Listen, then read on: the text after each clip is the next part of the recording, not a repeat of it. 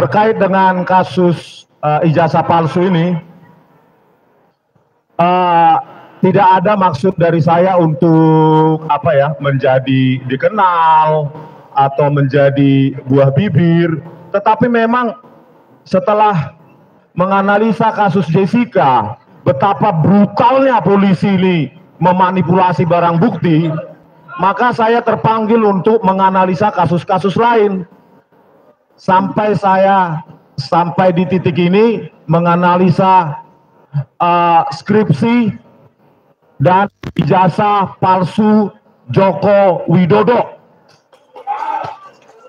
Kenapa saya yakin bahwa 100 miliar persen, bahkan tambah sekarang 11.000 triliun persen palsu? Ya, karena teknologi yang dipakai dalam memproduksi atau mencetak lembar pengesahan skripsi Joko Widodo tahun 1985 tidak ada. Itu confirm tidak akan pernah ada.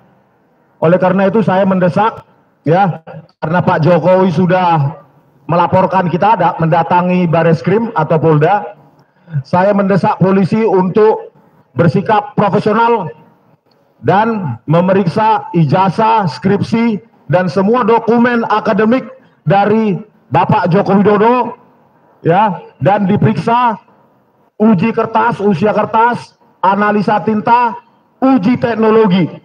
Jangan lagi memanipulasi barang bukti seperti kasus Jessica Wongso dan kasus KM50. Saya berpikir saya tidak mendapatkan dukungan seperti ini, Bapak Ibu. Saya pikir kami sangat terharu melihat harapan Bapak Ibu supaya kelak, ya, kenapa kita harus bongkar ini, supaya kelak tidak ada lagi presiden yang tipu-tipu, ijazah dan skripsinya palsu. Ijazah seperti yang saya terangkan tadi malam di iNews, ijazah bukanlah sebuah aib atau penyakit kulit, penyakit menular yang harus disimpan. Ijazah UGM merupakan kebanggaan bagi seseorang dalam proses akademiknya, ya. Jadi Pak Jokowi harusnya sebagai presiden sudah dari lama itu menunjukkan ijazahnya, bukan karena diributi oleh rakyat. Terakhir, terima kasih Pak Jenderal dan semua tokoh masyarakat yang hadir. Perjuangan ini akan panjang karena yang kita lawan bukan hanya Joko Widodo, tetapi para penjilat-penjilat kekuasaan yang lain. Terima kasih. Selamat berjuang. Horas.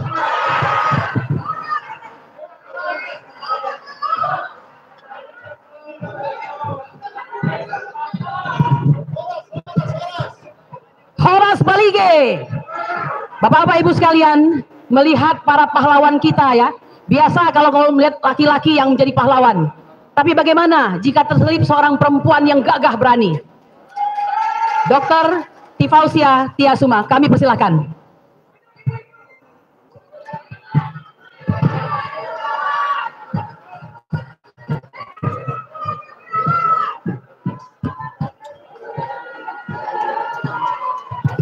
Saya coba teriaknya.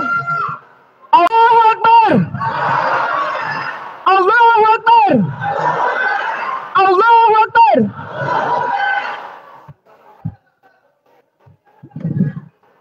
Bismillahirrahmanirrahim. Assalamualaikum warahmatullahi wabarakatuh. Saudara-saudaraku sebangsa dan setanah air, hari ini kita sedang berhadapan bukan sekedar persoalan hukum. Kita sedang menyaksikan pengkhianatan besar terhadap akal sehat, moral politik, dan fondasi konstitusi negara. Kita tidak sekedar berbicara tentang ijazah palsu. Kita sedang bicara tentang pemalsuan sejarah. Penghinaan terhadap akal sehat. Dan kriminalisasi terhadap orang-orang yang berpikir jernih. Pada waktunya nanti, ketika Allah mengizinkan, ilmu akan membuktikan pemalsuan ijazah ini seterang benderangnya. Maka ini adalah simbol paling jelas dari kekuasaan yang dibangun atas dasar kebohongan. Bukan soal selembar kertas, tapi soal legitimasi kekuasaan yang kemudian digunakan untuk membentuk kebijakan demi kebijakan yang menentukan hidup di rakyat. Dan lihat apa yang terjadi. Para intelektual dikriminalisasi. Dan mungkin nanti akan menyusul para cendekiawan lain yang mengungkap kebenaran kepalsuan ijazah setelah kami. Mengapa mereka, para cendekiawan, dan kami dibungkam? Karena rezim panik. Mereka tahu fondasi kekuasaannya rapuh. Warisan kekuasaan disterilkan dari pertanyaan. Perlawanan harus dilumpuhkan dengan pasal-pasal karet.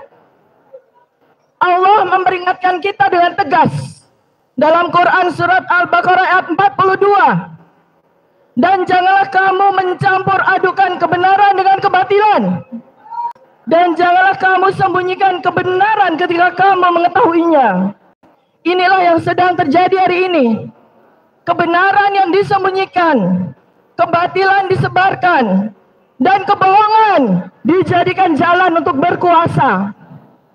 Seorang mantan penguasa telah menggunakan ijazah palsu sebagai syarat untuk naik ke tampuk kekuasaan. Apa artinya ini? Artinya seluruh produk hukum, kebijakan, dan penunjukan pejabat selama dia menjabat dilahirkan dari legitimasi yang cacat moral dan cacat legal. Kami, para cendekiawan, tidak bicara karena benci, tapi karena takut akan murka Allah. Jika kami melihat kebohongan dan kami berdiam diri, kami tidak mau jadi setan bisu. Kami tidak ingin generasi mendatang belajar bahwa untuk meraih kekuasaan cukup dengan memasukkan dokumen dan memanipulasi hukum. Kami bersuara agar kebenaran ditegakkan dan kebohongan dihentikan di sini, hari ini, bukan untuk besok. Mereka ingin bungkam kami, bukan karena kami salah, tapi karena kami menyuarakan hal yang benar. Kriminalisasi terhadap kebenaran adalah tanda paling nyata bahwa kekuasaan telah kehilangan kepercayaan diri. Jika rakyat tidak bangkit, kita sedang membiarkan penipuan menjadi budaya negara kita, dan kebohongan akan menjadi warisan. Kita harus bergerak, bangkit secara intelektual, spiritual, dan moral. Kita tidak sedang ingin menjatuhkan negara. Kita ingin menyelamatkan negara ini dari kehancuran. Rakyat Indonesia, kalau kita diam hari ini, maka besok anak cucu kita akan hidup di negeri di mana kebohongan dianggap kebenaran dan mereka yang jujur dipenjara. Rakyat Indonesia, bangkitlah. Bangkit bukan dengan amarah yang buta, tetapi dengan kekuatan, dengan narasi, dengan konsolidasi akal sehat. Hari ini adalah ujian. Apakah kita akan jadi generasi yang diam saat kebenaran diinjak-injak, atau kita akan bangkit sebagai umat yang menegakkan amanah Allah? Ini bukan sekedar perlawanan terhadap satu orang atau satu rezim. Ini adalah perjuangan mengembalikan martabat bangsa, mengembalikan kebenaran sebagai dasar peradaban. Kita tidak butuh pemimpin palsu. Kita butuh keberanian yang jujur. Kita butuh rakyat yang tidak mudah ditipu dan tidak mudah dibungkam. Indonesia yang cerdas tidak akan lahir dari pemalsuan. Indonesia yang merdeka tidak lahir dari ketakutan. Saatnya nalar sehat memimpin arah bangsa. Bangkitlah wahai rakyat Indonesia. Suarakan kebenaran, selamatkan masa depan, tegakkan kejujuran sebagai dasar bangsa. Merdeka! Merdeka! Merdeka! Allahu Akbar! Allahu Akbar! Allahu Akbar! Assalamualaikum warahmatullahi wabarakatuh.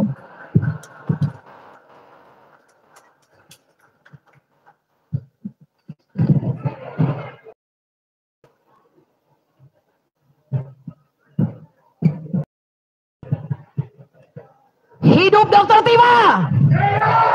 Saudara sekalian, Khalifah Ali bin Abi Thalib mengatakan, setiap masa harus ada orang yang menampakkan kebenaran. Dan pada hari ini, lewat 4 orang ini, kebenaran itu akan ditampakkan. Tinggal tersisa satu lagi ya. Saya kasih ini dulu ya, disclaimer dulu. Beliau, kakanda kami, Rizal Fadilah, sarjana hukum. Beliau adalah advokat yang juga adalah ulama. Berada di sisinya kami percaya diri, datang menggeruduk Solo. Sebelum berangkat kami berdoa. Dan beliau di hadapan kami menampakkan sikapnya yang sungguh lemah lembut, tetapi semua perkataannya menusuk relung hati Joko Widodo. Merdeka! Merdeka! Tetap merdeka! Bapak-bapak, ibu-ibu sekalian, setelah mendengarkan ya prakata terakhir tadi dari pahlawan kita, ya 4 pahlawan, yang terakhir itu adalah Rizal Fadilah, saya tidak tahu lagi harus mengatakan apa. Barangkali saya ingin mengatakan negara selayaknya hadir dalam hal ini. Manakala aparat menerima pelaporan yang nyata-nyata tidak dilakukan pendalaman, bahkan didasarkan atas buta konstitusi, pemecah belah, serta penuh dengan mensrea. Bapak Ibu sekalian, setiap masa memang harus ada yang menampakkan kebenaran. Dan oleh karena itu, marilah kita sama-sama tetap istiqomah dalam menegakkan kebenaran dan keadilan. Bapak Ibu sekalian, sebelum memasuki kepada kata sambutan ya, dan dukungan dari para tokoh, ulama, akademisi, praktisi, dan juga purnawirawan TNI, saya ingin mengingatkan satu hal. Suatu ketika kami berada di rumah Bapak Joko Widodo, beliau mengatakan, siapa yang mendalilkan, maka dialah yang harus membuktikan. Harusnya, saya mengatakan kepada beliau bahwa ini adalah bahasa hukum yang didrive oleh kuasa hukum Bapak. Apakah demikian memang seharusnya? Harusnya lengkap dalam memberikan suatu nasihat hukum kepada seorang klien. Dalil palsu itu adalah dalil negatif. Maknanya sama dengan frasa tidak asli. Untuk dalil negatif, mohon ini ya, nanti kalau saya salah Bang Damai Harilubis, kakandaku, siap untuk mengkoreksi ya. Untuk dalil negatif, tidak bisa digunakan asas siapa mendalilkan, dia yang membuktikan. Sebab dalil negatif hampir pasti mustahil dibuktikan. Ini azas yang disebut dengan negativa non sunt probanda. Maka, saya ulangi, negativa non sunt probanda, ya. Maka terhadap dalil negatif tersebut, metode pembebanan pembuktian dilakukan secara terbalik dengan meletakkan beban pembuktian lebih dahulu kepada pihak yang digugat. Dalam hal ini adalah Joko Widodo. Bagaimana caranya? Ada 3 hal ya. Pertama, 1, tergugat menunjukkan dahulu dokumen yang diklaim sebagai asli. Kedua, penggugat ajukan bukti-bukti tentang kepalsuan. Berarti itu tugas kita yang mendalilkan. Dan itu tidak selesai sampai di situ, karena selanjutnya adalah kembali tugas si tergugat, yaitu mengajukan bukti-bukti bantahan atas bukti kepalsuan yang diajukan oleh penggugat. Nah, demikianlah cara menyelesaikannya. Semoga para kuasa hukum pihak Bapak Jokowi akan bisa berlaku layaknya seorang advokat yang baik terhadap kliennya. Merdeka!